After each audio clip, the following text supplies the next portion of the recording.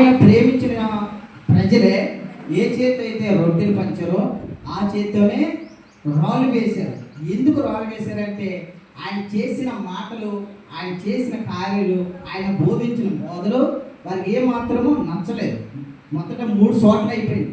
అయితే అక్కడ కూడా వాళ్ళు అంతటితో యేసుక్రీస్తు వారిని వదిలిపెట్టలేదు, ఇంకా శిక్షించాలన్నాడు. పిలాతు దగ్గరకు వచ్చినప్పుడు కొరడాలతో కొట్టించారు. ఇప్పుడు కూడా ఈ మీద నాకు ఎటువంటి కోపం లేదన్న. అయినా కానీ వాళ్ళు ఏమన్నారంటే, నువ్వు కైసరికి విరోధంగా మాట్లాడతావు, నువ్వు కైసరికి రాజుగా ఉన్నవా, ఇతనే నీకు రాజు కావాలా అని అంటూ ఉంటారు. అంటే వాళ్ళు ఏం కోరుకున్నారంటే యేసుక్రీస్తు వారిని రాజుగా వద్దనుకున్నారు, కైసరికి రాజుగా ఉండాలని కోరుకుంటున్నారు. ఎవరు? అక్కడ యూదులు, ప్రజలందరూ. ప్రియం దేవుని బిడ్డలారా, ఈ రోజు కూడా మనకి ఎవరు రాజుగా ఉండాలని కోరుకోవాలి? యేసయ్య రాజుగా ఉండాలి. వాళ్ళు ఏం చేశారంటే బరబ్బాను విడుదల చేయమన్నారు. బరబ్బా అంటే లోకం, దొంగతనాలు, ఈ లోకం అంతా బరబ్బాలో ఉంటుంది. కాబట్టి ఇది ఎక్కడ తీసుకెళ్తుంది అంటే నరకానికి తీసుకెళ్తాం. అందుకనే యేసుక్రీస్తు వారిని మనం అనుసరిస్తే ఆయన పరలోక రాజ్యం ఇస్తాడు. ఈ సందర్భంలో జరిగినప్పుడు సిలువలో ఈ 3వ మాట యోహాను గురించి చెప్పినాడు. అమ్మా ఇదిగో అమ్మ నీ కుమారుడు, ఇదిగోనమ్మా నీ తల్లి అని యోహానికి చెప్తున్నాడు. ఇంకో పక్క 11 మంది అపోస్తుల్లో యోహాను ఒక మంచి శిష్యుడు అనమాట. యేసుక్రీస్తు వారి రొమ్ముని ఆనుకుని ఉండేవాడు అనమాట. ఈ 12 మంది శిష్యులు ఆ ఇచ్చిన నమ్మకాన్ని వదిలేసుకున్నాడు. ఎవరు? ఇస్కరియోతు యూదా వదిలేసుకున్నాడు. కానీ యేసుప్రభువుకి ముందే తెలుసా కాదా? బాధ్యతలు ఎవరికి అప్పచెప్తారంటే నమ్మకంగా ఉన్నవారికి అప్పచెప్తారు. యేసుక్రీస్తు వారు మరి యోహానుకి అప్పచెప్పాడు. యోహాను అంటే చాలా ఇష్టం. ఈ యోహాను కూడా యేసుక్రీస్తు వారిని ప్రేమించేవాడు. అంత మాత్రం ఆయన పాదాల దగ్గర రొమ్మును ఆనుకుని ఉండేవాడు అనమాట. అంత మాత్రమే కాకుండా యోహాను తగ్గించుకునే శిష్యుడు అనమాట. ప్రియుడు దేవుని బిడ్డలారా, ఫస్ట్ కానించి యోహాను యేసుక్రీస్తుని వెంబడిస్తూ వచ్చాడు. అక్కడ విచారణ దగ్గరికి వెళ్ళినప్పుడు కూడా యేసుక్రీస్తు వారు వెంటనే వెంబడించుకుంటూ వచ్చాడు. గెత్సెమనే తోటలో ప్రార్థన చేసినప్పుడు కూడా వెంబడిస్తూనే వచ్చాడు. యేసుక్రీస్తు వారు చనిపోయిన తిరిగి లేచిన తర్వాత వస్త్రాన్ని చూసినప్పుడు కూడా యోహాను ఉంటాడు. అందుకని యోహాను ఇష్టమైన శిష్యుడిగా ఉంటాడు. అంత మాత్రమే కాకుండా తల్లి, యేసుక్రీస్తు వారి తల్లి మరి యోహాను సువార్త 2వ అధ్యాయంలో వివాహానికి వెళ్ళినప్పుడు అక్కడ ఏమవుతుందంటే ద్రాక్షారసం అయిపోతుంది. అప్పుడు అంటది, ఆ ద్రాక్షారసం అయిపోతే అమ్మా నా సమయము ఇంకా రాలేదండి. అప్పుడు మరి ఏమంటది, ఆయన చెప్పింది మీరు చెయ్యండి అని. అంటే బాధ్యత అప్పచెప్పినప్పుడు ఏం చేయాలి మనం? ఏదైతే చెప్పాడో మనం కూడా అదే చేయాలి. అంతేగాని మన సొంత నిర్ణయాలు చేయకూడదు. సావుకులు ఉంటారు, బాబులు ప్రార్థన చేయి, ప్రార్థన నడిపించన్నప్పుడు ప్రార్థనలోనే మనం చేయాలి. లిమిట్ దాటి మనం ప్రవర్తించుకోవడం. ఎందుకంటే అలా చేస్తే సౌలుని తీసి పక్కనెట్టేది కదా. ఏదైతే మనకు అప్పచెప్పుడు ఆ బాధ్యత లిమిట్లో ఉండాలి. ఒకటి అక్కడ ఏం జరిగిందో ఆయన మీతో చెప్పింది చేయండి అని. అంత మాత్రమే కాకుండా యోహాను సువార్త 4వ అధ్యాయంలో ఏమంటదంటే యాకోబు బావి దగ్గర ఒక సమర స్త్రీ కనపడుతుంది. ఆ స్త్రీ ఏం చేసిందంటే అక్కడ నీళ్ళు కోసం యేసుక్రీస్తు వారు కూర్చుంటారు. అక్కడ సందర్భం మాత్రం తెలుసు కాబట్టి ఆవిడ కూడా ఏమని పిలిచారంట, యేసుక్రీస్తు వారు అమ్మ అని పిలిచాడు. ఎంత ప్రేమ గలదని దేవుడు అండి. మరి ఆవిడని కూడా క్షమించినప్పుడు ఆవిడ ఏం చేసింది, ఆ దాహము తీర్చబడింది. పాపం అనే దాహం పోయిందన్నమాట. ఆ ప్రాంతం వెళ్ళి అందరినీ ఏం చేసిందంట, దేవుడి దగ్గరికి నడిపించింది కదా. యేసుక్రీస్తు వారు ఎంత మంచి దేవుడు. మనకు ఇందులో నేర్చుకోవాల్సింది ఏంటంటే యోహానుకి బాధ్యత అప్పచెప్పాడు. ఆ బాధ్యత ఒకటి, తన తల్లిని చాలా ఎక్కువగా చూసుకున్నాడు. అంత మాత్రమే కాకుండా గలిలీ సముద్రం దగ్గర వీళ్ళు చేపలు పట్టుకునేవాళ్ళు. ఎవరంటే యోహాను, పేతురు, వీళ్ళందరూ ఉండేవాళ్ళు. యోహాను తండ్రి పేరు జబదయ్య, వాళ్ళ తల్లి సొలోమి, మరియాకి సోదరులు అవుతారన్నమాట.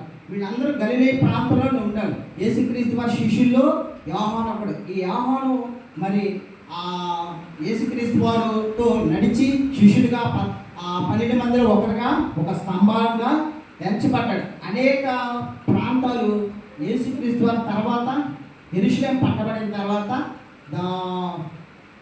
ఎఫెసీ అనే ప్రాంతానికి వెళ్ళి అనేక మందిని అక్కడ ప్రభు యవన బిడ్డలు తయారు చేసి, అక్కడ ఒక 4 సేవకులు తయారు చేసి, అక్కడ ఒక యవనస్తుని తయారు చేస్తారు.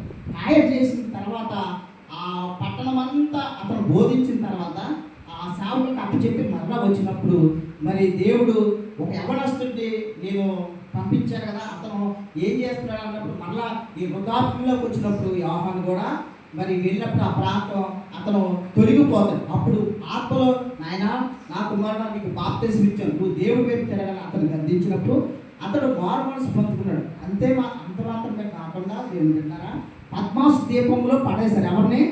యోహాన్ని. అది ఎక్కడ ఉందంటే టర్కీ దేశంలో ఉంది. టర్కీ దేశంలో ఉంది, ఇప్పటికీ ఉంది. అదే సముద్రంలో ఒక దీవెన, అందులో ఉండి దేవుడు ప్రకటన గ్రంథాన్ని రాసే కృప ఎవరికి ఇచ్చారు? యోహానికి ఇచ్చాడు. దేవుని పెట్టారా చూసారా, అతన్ని మడుగుతున్న నూనెలో కూడా పడవేశారు. అంత మాత్రమే నాకు ఎక్కువ కాలం శిష్యుల్లో బ్రతికిన ఎక్కువ శిష్యుడు ఎవరంటే యోహానే. ఇంచుమించు 85 సంవత్సరాలు బతికాడు ఎక్కువ. మరి యేసుక్రీస్తు వారి కోసం ఎంతో మరి శిష్యుడిగా ప్రేమించే శిష్యుడు. బాధ్యతలు మనం కూడా మనకు అప్పచెప్పిన బాధ్యత మరి తల్లిని చూసుకోవాలి, తండ్రిని కూడా చూసుకోవాలి, అలాగే దేవుడి పని కూడా మనం చేయాలి. ఎఫెసీయులకు రాసిన పత్రిక 6వ అధ్యాయం 2వ వచనం. ఎఫెసీయులకు రాసిన పత్రిక 6వ వచనం 2వ వచనం చదవండి. ఎఫెసీయులకు రాసిన పత్రిక 6వ అధ్యాయం 2వ వచనం. నీకు మేలు కలుగునట్లు నీ తండ్రిని తల్లిని సన్మానించము, వాగ్దానంతో ఇది కూడిన మొదటి ఆజ్ఞ. నువ్వు వాగ్దానం పొందుకోవాలంటే మనం ఏం చేయాలంట? తల్లిని తండ్రిని సన్మానించం. వంటెక్కినప్పుడు మరి ఇస్సాకు ఏం చేశాడంటే తను తాను అప్పచెప్పుకున్న లోబడ్డాడు. కాబట్టి మరి నవ్వంటే సంఘానికి ఇస్సాకు వాగ్దానం పుత్రుడు. ప్రియుడు దేని పెట్టారా? మరి తిమోతి రాసిన పత్రిక 5వ అధ్యాయము 2వ వచనం కూడా ఒకసారి చదవండి. మొదటి తిమోతి 5వ అధ్యాయము 2వ వచనం. అన్నదమ్ములను, యవనులను, తల్లులను, వృద్ధాశ్రీలను సన్మానించమన్నాడు. ఎవరు సన్మానించమన్నాడు? పౌలు చెప్తాడు. కొత్తగా ఎవరో సేవకు వచ్చారు. ఎవరు? తిమోతి వచ్చాడు. నిజమైన తల్లుల్ని, అనాథలైన బిడ్డల్ని, విధవలను సన్మానంగా చూడాలన్న జాగ్రత్త చూసుకోమన్నాడు. చూసారా, యోహాను ఏం చేశాడంటే యేసుక్రీస్తు ద్వారా అప్పచెప్పిన బాధ్యత తల్లిని చూసుకున్నాడు బాగా. ఒకటి దేవుడు అప్పచెప్పిన పనిని నెరవేరుస్తూ ఉన్నాడు. మనము కూడా ఈ దేవుడు ఏదైతే మనకు పని అప్పచెప్పాడో ఆ పనిలో ఆ బాధ్యత నెరవేర్చుకుంటూ ఉండగా, 2 దేవుడి పనిని మనం సంపూర్ణంగా నెరవేర్చాలి. చూసారా, యోహాను కూడా ఎన్ని కష్టాలు వచ్చినా, ఎన్ని విమర్శలు వచ్చినా, కానీ దేవుడు చెప్పిన అతని తల్లి బాధ్యత నెరవేర్చాడని. అంత మాత్రమే కాకుండా దేవుడు కూడా మరి యోహానుకి ఎంత కృప ఇచ్చారు. ప్రకటన గ్రంథం రాసే కృప ఎక్కడుండి రాశాడు? పద్మాసు దీపంలో ఉండి రాశాడు. చూడు, మనకి ఎన్ని హింసలున్నా, ఇబ్బందులున్నా, కానీ ప్రభువుని బట్టి మనం ధైర్యంగా కొనసాగుతూ ఉండాలి. యెరూషలేములో వారు పేతురు, యోహాను కూడా పరిశీలన చేసినప్పుడు ఏమవుతుందంటే అక్కడ స్తంభాలుగా నిలబడ్డారు. స్తంభాలంటే ఇప్పుడు స్థాపం మన దేని మీద నిలబడి ఉంటుంది? స్తంభం మీద. సంఘంలో స్తంభాలుగా వారు నిలబడి ఉంటారు. ప్రియుడు దేవుడు పెట్టారు. మనం కూడా మనకు చెప్పిన బాధ్యత ఏదైతే మనకి దేవుడు ఏ బాధ్యత నీకు అప్పచెప్పాడో ఆ బాధ్యత మనం నెరవేర్చుకుంటూ దేవుడి చిత్తాన్ని నెరవేర్చిన వారుగా ఉంటే మనం కూడా పరలోక రాజ్యంలో ఉంటారు. దేవుడి మాటలు దీవించుకుంటారు.